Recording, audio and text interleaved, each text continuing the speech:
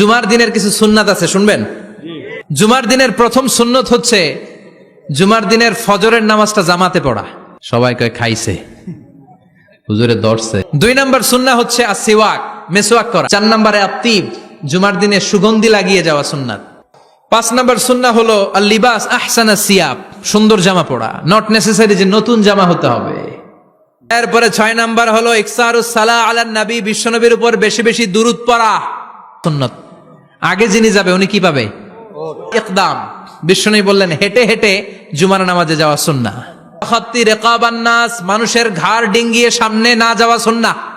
বিশ্বনবী বললেন দুখুলুল মসজিদে রাকাতাইন, জুমার নামাজের দিন মসজিদে ঢোকার পরে 2 রাকাত পড়া সুন্নত। কয় রাকাত? 2 রাকাত। চুপ থেকে খুতবা শুনবা। জুমার দিন আসরের নামাজের পর থেকে মাগরিবের আগ পর্যন্ত, বিশেষ করে মাগরিবের আগের আধা ঘন্টা, এই সময় আল্লাহর কাছে বান্দা যদি কিছু চায়, এই দোয়া আল্লাহ ফিরিয়ে দেয় না।